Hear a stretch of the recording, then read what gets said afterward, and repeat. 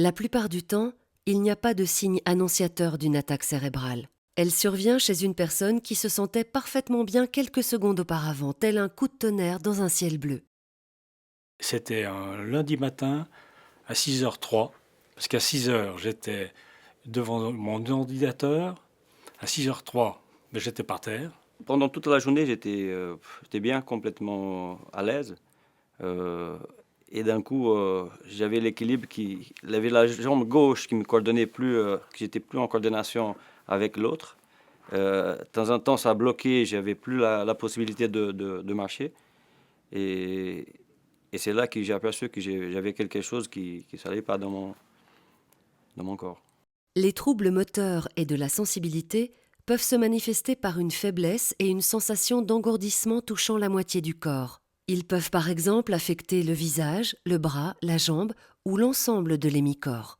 Vous pouvez nous expliquer comment vos problèmes ont commencé? Qu'est-ce qui s'est passé? Ce que vous avez ressenti? J'ai ressenti un... J'étais en train de travailler. Oui. Et puis, soudainement, j'ai la moitié de mon corps... euh, euh, la moitié de mon corps fut paralysée. Et puis, je me dis, qu'est-ce que j'ai? Alors je vais vous demander de nous décrire les symptômes que vous avez ressentis et observés au moment de votre attaque cérébrale. Vous étiez inconscient? Vous dites que vous étiez par Alors, terre? j'étais pas inconscient, mais je pouvais plus marcher. Je suis tombé par terre. D'accord. Voilà.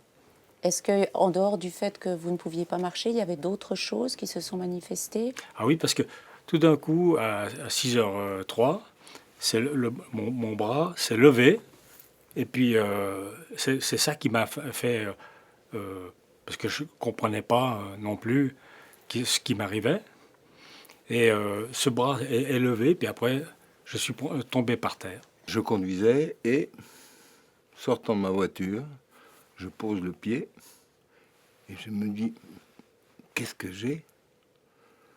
On dirait que j'ai un coussin sous le pied et je ne sentais plus du tout ma jambe. Et en 5 secondes peut-être, j'ai marché un peu à cloche-pied, parce que là je pouvais me mouvoir. J'ai pris un ascenseur, je suis monté dans mon bureau, et là, c'est le bras que je ne sentais plus. Et là, j'ai senti quand même que sur le côté du visage droit, il y avait quelque chose qui m'empêchait de m'exprimer comme je l'aurais désiré. Je me levais pour aller au WC, comme d'habitude, et pas brusquement, rien. Et quand je faisais 5-6 pas, tout d'un coup, c'est la jambe gauche qui a lâché. Et c'est le genou c'était du caoutchouc, pour dire. Et le bras gauche a commencé à frapper. Tout, je ne pouvais plus contrôler. La main droite, c'était normal, mais la main gauche a vraiment tapé. Et quand j'ai compris ça, que je continue, comme mon mari, je pensais même, il va croire que je veux lui taper, alors je chopais ma main et je tenais moi-même. Au moment où il toque sur la vitre pour me dire bonjour, j'essayais d'ouvrir la vitre et j'ai senti que je ne trouvais plus les manettes pour descendre la vitre, tout ça. Alors là, j'étais pris de panique parce que je ne comprenais pas ce qui m'arrivait. À un moment donné, j'ai essayé de sortir de la voiture. J'ai senti que j'étais dans un état où il y avait un petit vertige. Je ne comprenais pas ce qui m'arrivait. Donc c'était que la main qui était maladroite ou la jambe aussi, vous avez senti? Alors, à vrai dire, j'étais assis. Et les seules choses que j'ai essayé d'utiliser, ils étaient lourds. Donc, dans un premier temps, j'ai essayé, c'est une boîte automatique, de mettre le frein à main. Donc, c'est vrai qu'au premier coup, je n'ai pas trouvé. Et aussi pour ouvrir la portière, tout ça, et baisser la vitre, j'ai eu de la peine. J'ai eu de la peine. J'étais sur le bouton, mais je ne sentais pas que je le descendais, tout ça. Les troubles du langage et de la parole se caractérisent principalement par des difficultés à trouver les mots et à les articuler, ou par le fait de dire un mot à la place d'un autre. Il existe également des problèmes de compréhension, de lecture et d'écriture. Ce moment où vous ne pouviez pas parler, il a duré longtemps?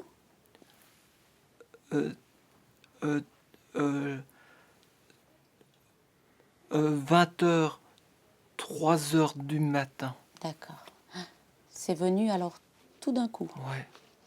Et puis, est-ce que les jours auparavant, il y a quelque chose qui vous a alerté, ou vous vous sentiez différent? Non.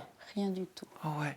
Alors, vous pourriez juste détailler un petit peu ce qu'il y avait au niveau de la parole, au niveau du langage? Eh ben, au langage, je détecte qu'il y a des pertes de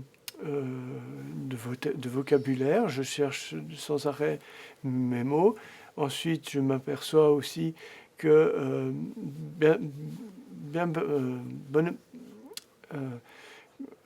en employant des mots, il y a des mots aussi, je les ai écrits faux déjà.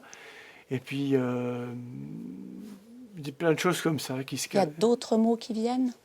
Oui, ça arrive. Ça arrive Ouais. aussi. Et puis au niveau de l'articulation? Alors, au niveau d'articulation, c'est exact.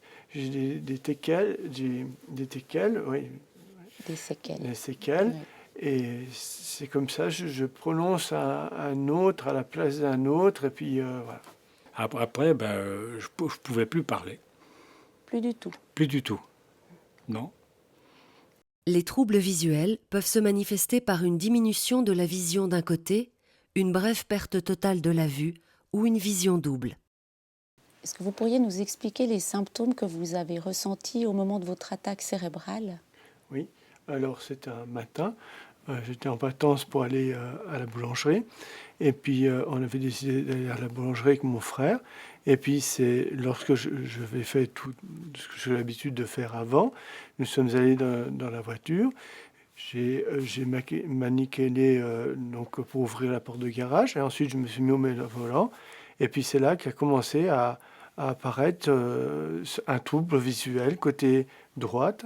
Et puis c'est là que j'ai plus su de quoi faire. Je ne comprenais pas ce qui m'arrivait parce que tout paraissait bien et puis je ne comprenais pas. Et puis alors j'ai essayé de redémarrer la voiture et puis mon frère a tout de suite détecté qu'il y avait quelque chose qui ne se passait pas. Et puis c'est lui qui a appelé donc le SAMU qui est venu me secourir. Mais moi je n'ai pas compris ce qui m'arrivait. Je mettais la main devant comme ça et puis je ne comprenais pas ce qui m'arrivait. Et j'ai commencé à ressentir un trouble au niveau de l'œil droit. J'avais l'impression qu'on appuyait sur mon œil depuis l'arrière, avec juste une pointe ou autre, et cette douleur commençait à être de plus en plus violente. Et j'ai ressenti aussi quelque chose au niveau de la luminosité. C'est-à-dire j'avais un trouble de la vue, je n'arrivais pas à définir tout de suite ce qui se passait.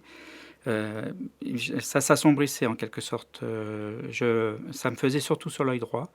Et en cachant l'œil gauche, je m'apercevais que j'arrivais à lire les choses, les panneaux et autres au fur et à mesure de la route, mais c'était de plus en plus sombre, c'était tout assombri, c'était la luminosité en quelque sorte qui posait problème. Je conduisais, je fais un mouvement très fort, je tournais la tête et c'est la vue qui se fermait, comme à la télé. Comme on est au volant, on tourne la tête et je fais un peu brusquement. Et là, mais je me dis, c'est quoi ça? Ça a duré combien de temps? Mais peut-être une petite seconde. Mais ça m'a quand même inquiétée. Je dis, si ça m'arrive au volant, alors c'est pas drôle. Les troubles de l'équilibre occasionnent des vertiges ou une sensation de tangage telle qu'on peut la ressentir sur un bateau. À la suite d'un effort violent que j'ai dû faire pour dégager ma voiture de mauvaises circonstances, j'ai dû forcer énormément pour la dégager. Et très rapidement après, je me suis senti un petit peu tout engourdi, en perte d'équilibre un petit peu. Je tanguais un petit peu, comme si j'étais sur un bateau. Et ça s'accentuait de plus en plus. Et à destination de la maison, quand j'ai voulu sortir de la voiture, alors là, j'avais plus du tout d'équilibre. J'étais obligé de me tenir à la voiture pour pouvoir faire quelques pas. J'ai dû me reposer un petit instant pour reprendre le dessus. J'ai eu un problème en me levant un matin, c'est-à-dire que vraiment, je ne pouvais pas me lever, c'est-à-dire que ma tête tournait, mais j'avais l'impression d'être sur un carrousel à 200 à l'heure, comme si ma tête était dévissée. Parfois, des maux de tête surviennent lors d'une attaque cérébrale. Ils peuvent se manifester chez une personne qui n'en présente jamais, ou chez une autre qui en souffre régulièrement. Dans ce cas, les maux de tête seront inhabituels par leur intensité, leur durée plus ou moins longue, et par le fait qu'ils répondent moins bien au traitement antidouleur. Moi qui n'ai jamais eu mal à la tête, et c'est comme ça encore aujourd'hui, j'ai eu un fort mal de tête le samedi, une semaine avant. 10 minutes, un quart d'heure. Que faire si l'un de ces symptômes survient ?